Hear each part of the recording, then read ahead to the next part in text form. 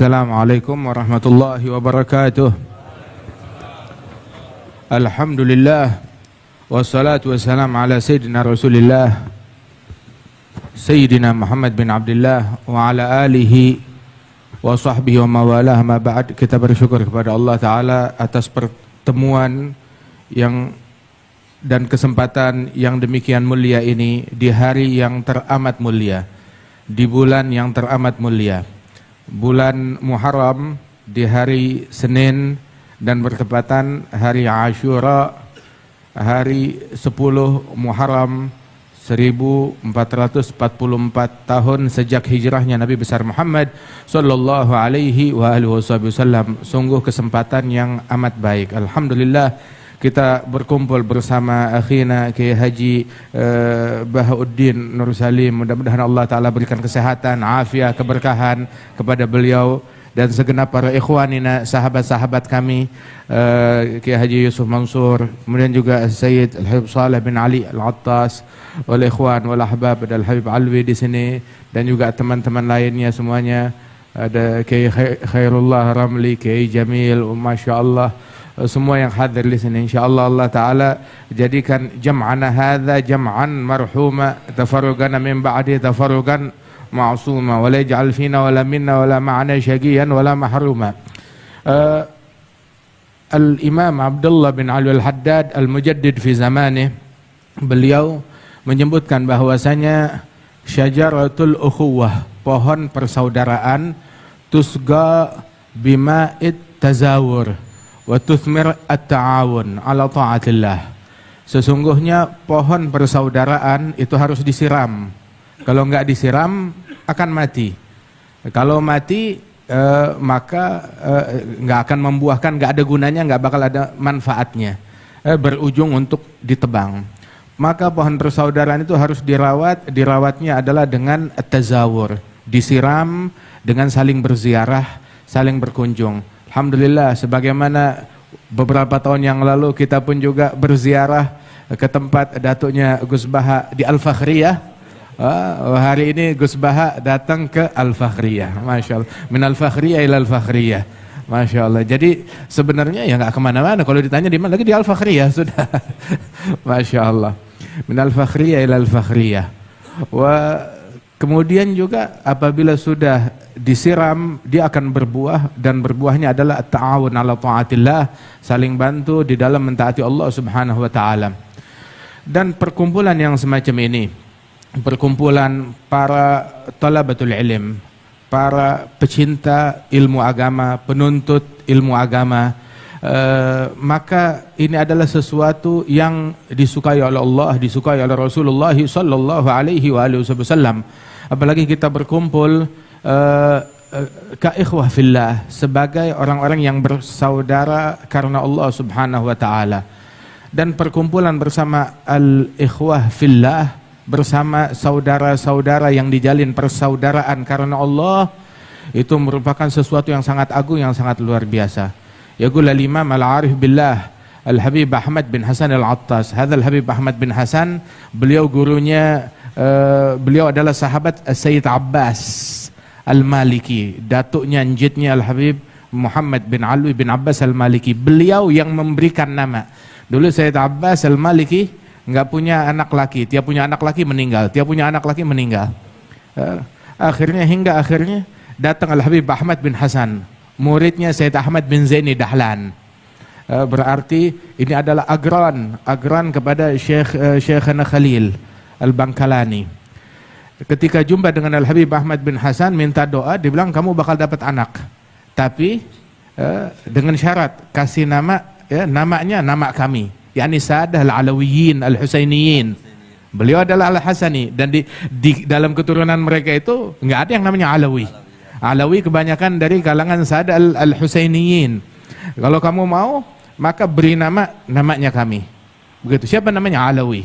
Maka Sayyid Abbas menyetujui, baik, dengan syarat, ya, di usia muda, di usia belia belasan tahun, beliau sudah menjadi pengajar di Masjidil Haram. Di Masjidil Haram zaman dulu yang mengajar orang sepuh semua, 60 tahun, 70 tahun, begitu. Yang 50 tahun mengajar itu jarang. Ini belasan tahun mengajar di Masjidil Haram. Subhanallah, lahir anak dikasih nama dikasih nama Alawi, dan di usia belasan tahun, di bawah 20 tahun itu sudah mengajar di Masjidil Haram.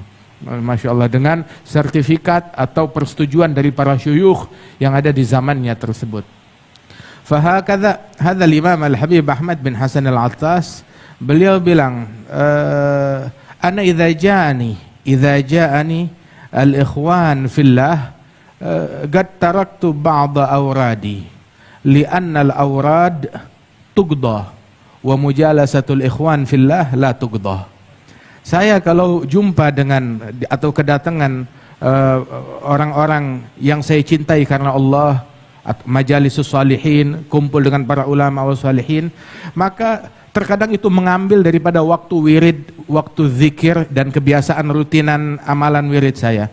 Maka saya tinggalkan demi ngebelain untuk majelis yang semacam ini, untuk duduk yang semacam ini. Kenapa? Sebab wirid bisa digodok nanti. Tetapi kalau duduk bersama para salihin, ini nggak bisa digodok. Ya kesempatannya cuma saat ini aja.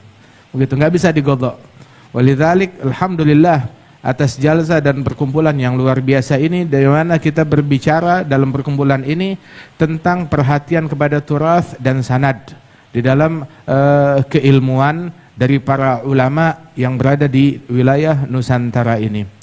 Apabila banyak sekarang ini para muslimin, para penuntut ilmu di Indonesia, mereka menimba ilmu, menuntut ilmu ke luar negeri, ke Timur Tengah, kebanyakan di antara mereka.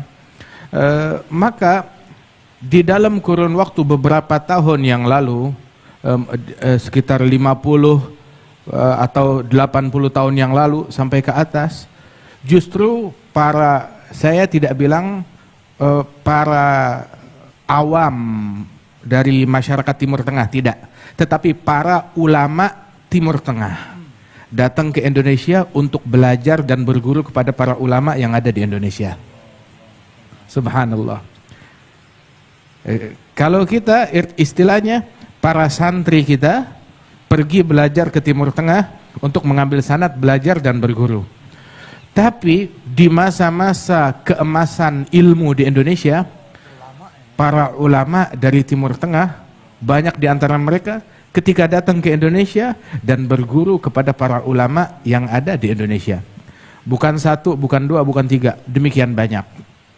Faminal mutaakhirin, di antara para ulama al-mutaakhirin yang demikian adalah al-Imam al-Arif billah, al-Allamah, ad-Da'i, al-Kabir, al-Habib Ahmad Mashhur bin Taha Al-Habib Ahmad Mashhur bin Taha Al-Haddad. Al-Habib Ahmad Mashhur bin Taha Al-Haddad, beliau adalah rekan atau agran Sayyid Ali bin Abbas Al-Maliki, guru Sayyid Muhammad bin Ali bin Abbas Al-Maliki. Beliau adalah agran Al-Habib Abdul Qadir bin Ahmad, agran Al-Jad Salim Al-Jad Muhammad. Beliau datang ke bumi Indonesia ini di masa itu untuk berguru kepada para ulamanya. Di antaranya adalah Al-Imam An-Nagib Sadah, An-Nagib Lisadah Al-Alawiyah, Al-Imam Alawi bin Muhammad bin Tahir Al-Haddad, yang dikubur di mana namanya, di Bogor. Yang ayahnya juga dikubur di Tegal, Al-Habib Muhammad bin Tahir Al-Haddad. Beliau datang ke Indonesia berguru kepada Al-Habib Muhammad bin Al-Habib Ali bin Muhammad bin Tahir. Hadha Al-Habib Ahmad Mashhur. Zakar Syekhana Al-Habib Umar, kalau Imam Ahmad Mashhur bin Taha Al-Haddad ini, beliau aktif giat berdakwah, terutama di wilayah Afrika.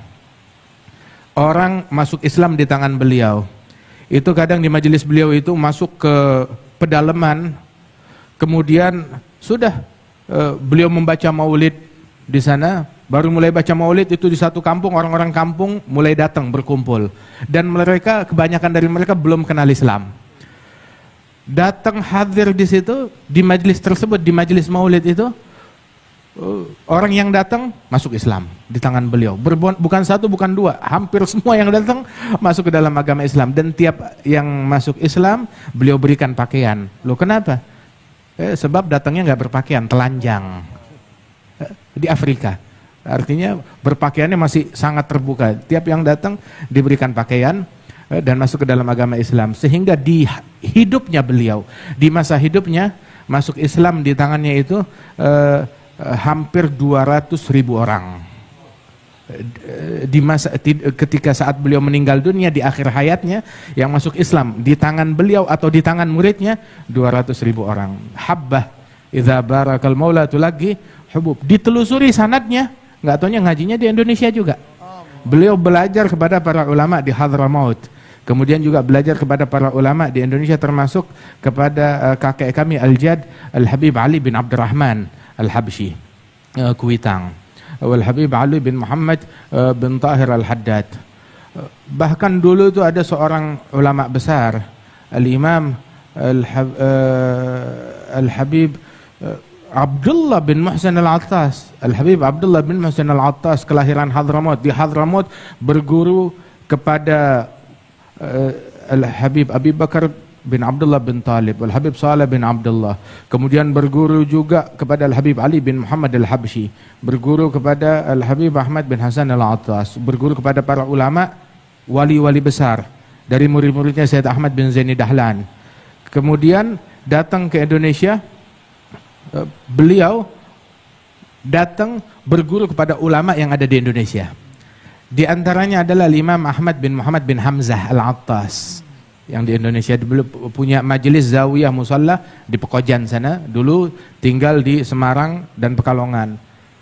Masya Allah, hingga akhirnya beliau kembali ke Jakarta, kemudian tinggal di Bogor dan wafat dikubur di sana. Termasuk Al-Imam Al-Habib Alwi bin Muhammad bin Tahir Al-Haddad yang kita sebutkan ini, ketika beliau datang ke Indonesia ini, beliau berguru kepada para ulama yang ada di Indonesia, yang saat itu imamnya adalah Al-Habib Muhammad bin Idrus Al-Habsyi. Al-Habib Muhammad bin Idrus Al-Habsyi yang dikuburkan di Surabaya di Ampel.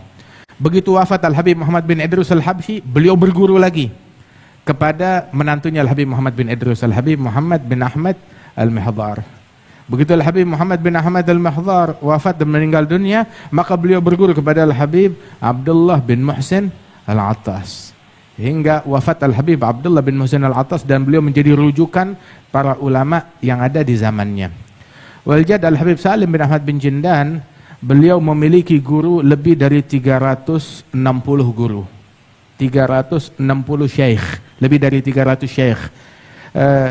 Disebutkan oleh kakek dari guru kami, Al-Habib Salim bin Hafidh, itu Al-Habib Umar bin Muhammad bin Salim bin Hafidh. Ada Al-Habib Salim bin Hafidh, kakeknya Habib Umar, guru besar. Dan beliau juga adalah kakeknya Al-Habib Ali Masyhur, Syekhana. Dan Habib Masyhur berjumpa dengan Habib Salim bin Hafidh dan berguru kepada beliau. Dalam Minhatul Ilah, Al-Habib Salim bin Hafidh menyebutkan para masyayikhnya, para guru-gurunya, dan sanad beliau kepada para guru-guru tersebut. Ada ratusan di situ.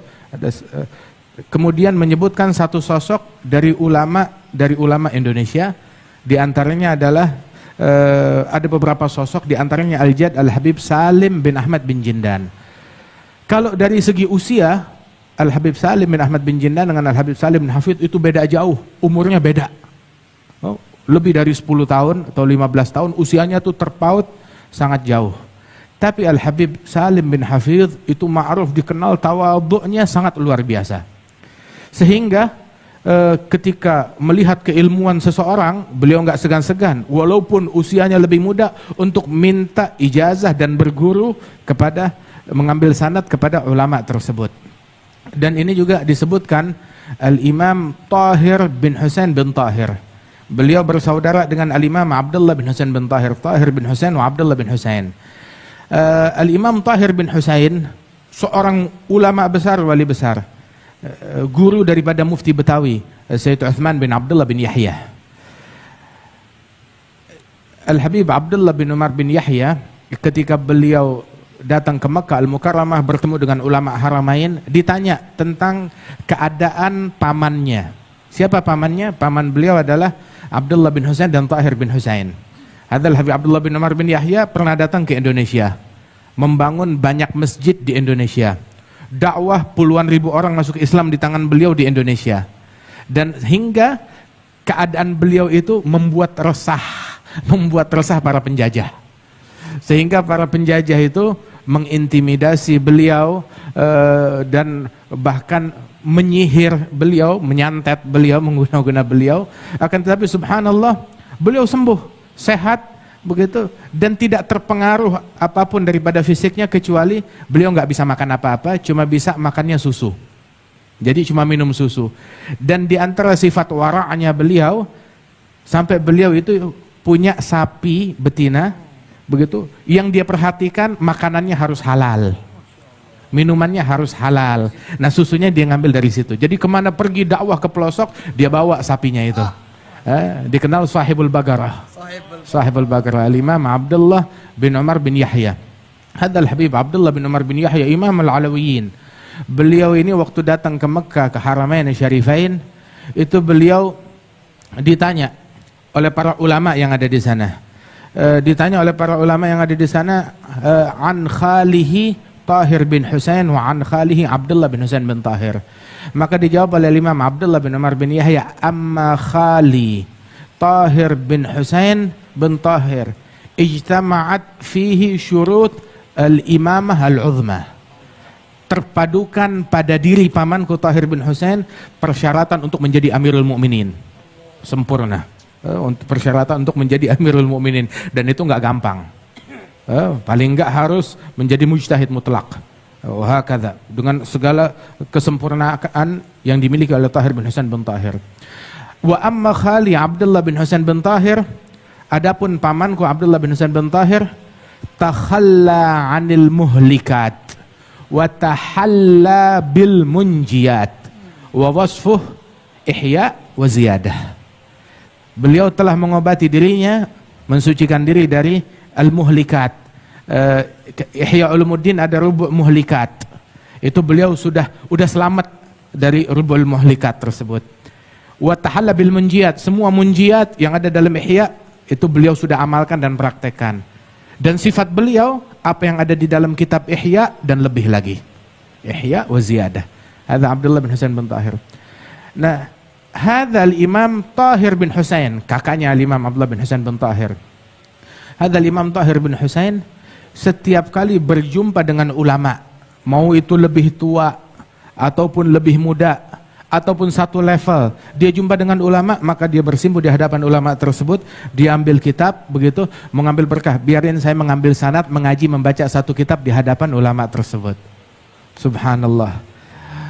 Al-Imam Abdullah bin Al-Haddad beliau bilang, saya tidak mendengar satu ulama pun di lembah Hadramaut, melainkan saya datang kepada beliau untuk mengambil, menimba ilmu kepada para ulama tersebut. Dan tidak ada satu kitab ilmu yang ada di Hadramaut, melainkan saya pernah mengkajinya atau dibacakan di hadapan saya. Minimal satu kali, biasanya berkali-kali dibacakan di hadapan beliau radhiyallahu anhu ardah. Alhasil, dalam sanad keilmuan tersebut banyak para ulama datang ke bumi Indonesia ini berguru kepada wali-wali yang ada di sini. Termasuk juga yang kita sebutkan Al-Habib Ahmad bin Muhammad bin Hamzah Al-Attas.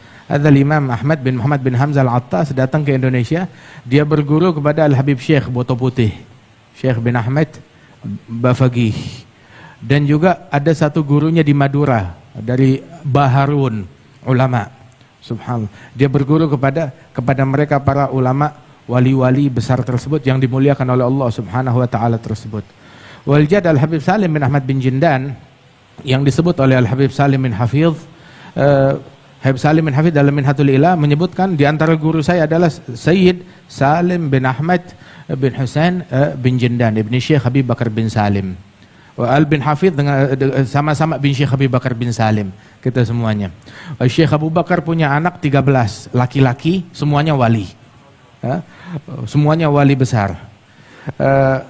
Itu di antara putranya Imam Umar Mihdhar ibni Syekh Habib Bakar bin Salim yang mengatakan la arda wa adna talamizati mithal Abi Yazid Al-Bustami. Al-Imam Syekh Umar Mihdhar ibni Syekh Habib Bakar bin Salim beliau bilang, saya tidak rela, tidak ridha murid saya yang paling rendah kalau kewaliannya seperti Abu Yazid Al-Bustami. Minimal harus lebih daripada Abu Yazid Al-Bustami. Datuk beliau Syekh Habib Bakar bin Salim bin Abdullah bin Abdurrahman bin Abdullah ibn al-Imam Abdurrahman As-Saggaf yang hidup 700 tahun yang lalu. Syekh Abi Bakar 450 tahun yang lalu wafatnya beliau. Ada Imam Abdurrahman As-Saggaf, itu beliau punya anak laki 13, semuanya wali.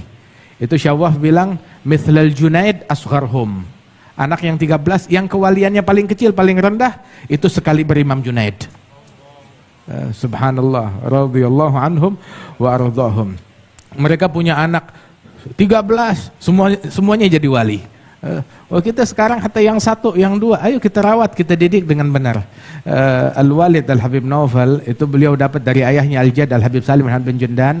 Beliau selalu menasehati, didik anakmu, ajarkan mereka berguru kepada ulama yang bersanad tentu saja, sehingga kalau mereka benar menjadi ulama, maka walaupun kamu bukan orang alim, tetapi kamu menjadi bapaknya ulama. Masya Allah, menjadi bapaknya ulama. Subhanallah, alhamdulillah. Ini anugerah dari Allah Subhanahu wa taala buat mereka yang mendidik anak-anaknya hingga menjadi para ulama. Dan di situ Al-Habib Salim bin Hafidh menyebutkan bahwasanya Sayyid Salim saya berjumpa ketika mengajar kitab Luma' di Masjid Tanah Abang Al-Ma'mur. Artinya di masjid kajian umum, kitabnya kitab Luma'. Usul Masya Allah. Haqi Syirazi, Abu Ishaq Syirazi, sahib Muhadzab Tanbih Luma'. Dan dulu menjadi kajian umum di masjid, diajarkannya pengajian umum kitab Luma' di Masjid Al-Ma'mur Tanah Abang, masjid tua di situ. Subhanallah. Kemudian saya mendengar ceramahnya, nasihatnya, dan meminta ijazah kepada Al-Jad Al-Habib Salim bin Jundan, dan juga Al-Jad Al-Habib Salim meminta ijazah kepada Al-Habib Salim bin Hafidh.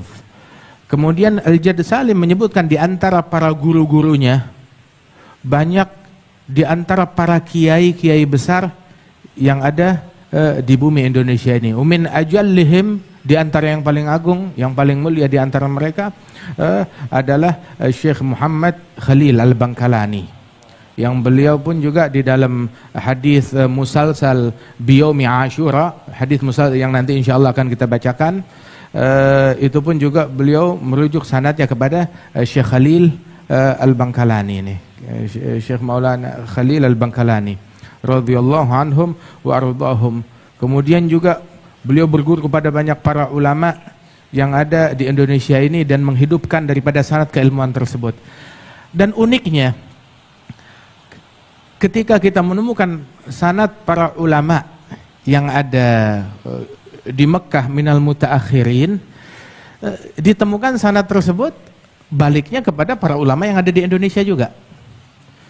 Sumber sanad keilmuan dalam ahadits, dalam keilmuan yang ada di Mekah, yang dimana minal mutaakhirin merujuk kepada Sayyid Muhammad bin Alawi bin Abbas Al-Maliki, yang mana Sayyid Muhammad bin Alawi bin Abbas Al-Maliki selalu dan banyak dan hampir di setiap majelis beliau ketika berbicara tentang hadis, tentang keilmuan, tentang sanad, beliau merujuk kepada Al-Jad Al-Habib Salim bin Ahmad bin Jindan, yang mana setiap kali Jaddi Salim datang ke Mekah, Sayyid Muhammad bin Alwi beliau yang mendampinginya dan belajar berguru kepada Al-Jad Salim. Saat itu usianya masih muda sekali, yang mendampingi ke semua tempat dan belajar kepada Al-Jad Al-Habib Salim bin Ahmad bin Jindan.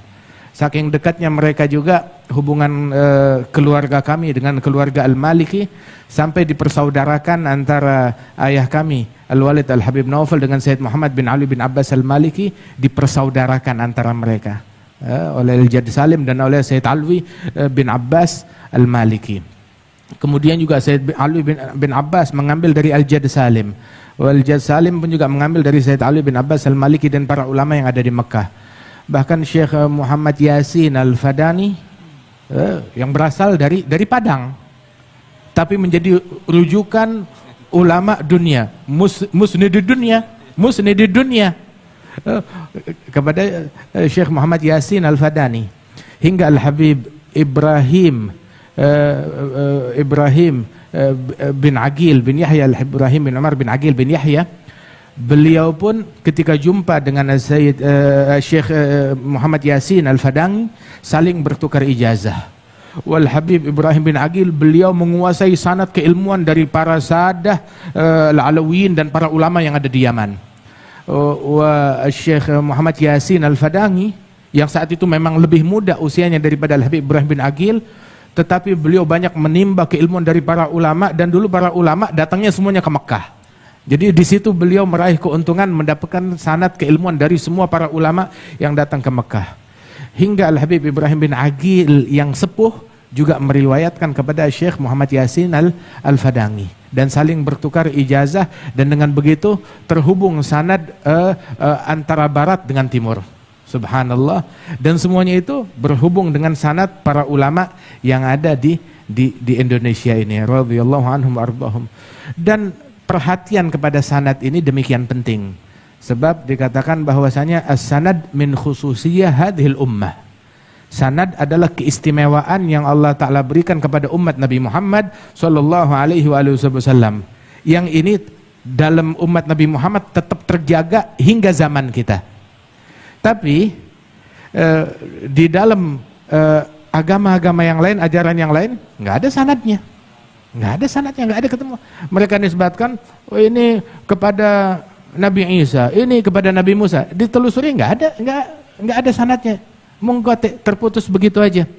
Subhanallah, dari Israiliyat yang mereka dapatkan. Subhanallah. Wah, adapun yang bersumber dari Israiliyat, apa yang yuwafik dengan ajaran kita, ma yukhalif, bisa kita terima dan kita pakai. Begitu, selama itu nggak ada kaitannya dengan hukum. Apa yang yukhalif, yang bertentangan, maka ya kita tidak terima. Begitu. Khudh min Bani Israel wala haraj wa hakadha. Kemudian juga sampai disebutkan bahwasanya laulas sanad lagala man syaa bima syaa. Kalau bukan keberadaan sanad keilmuan ini, maka seseorang akan berbicara semaunya, dengan menisbatkan kepada semaunya. Tetapi harus ada sanadnya, sumbernya dari mana dia dapatkan. Dan sanad bukan cuma dalam keilmuan atau di dalam kitab yang dia baca, tetapi di dalam as-sanad laisa fin nusus faqat, bukan di dalam nas-nas ilmiah, tetapi sanad di dalam fahmin nusus.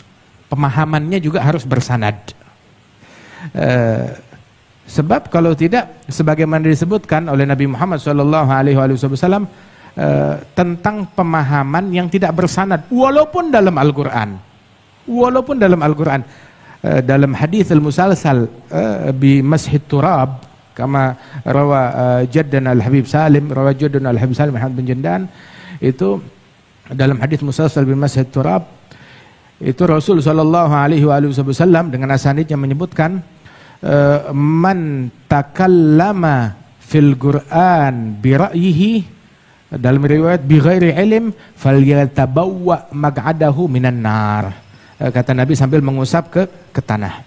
Barang siapa yang berbicara tentang Al-Quran tanpa didasari ilmu, dalam riwayat bira'yihi, menurut saya, kalau nggak salah, saya rasa, Al-Quran pakai perasaannya dia, menafsirkan Al-Quran bira'yihi, maka faliyatabawa, bersiap untuk duduk di singgasana jadi neraka. Sudah punya kursi di neraka, artinya pasti masuk. Waliyadzubillahi min dzalik. Yakni hatta faham di dalam nusus itu harus dengan pemahaman yang bersanad.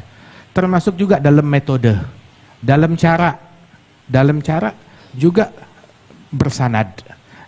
Subhanallah, kita sampai cara pidato, cara ceramah diajarin, ada rambunya, ini boleh, ini nggak boleh, ini lakukan, ini jangan dilakukan.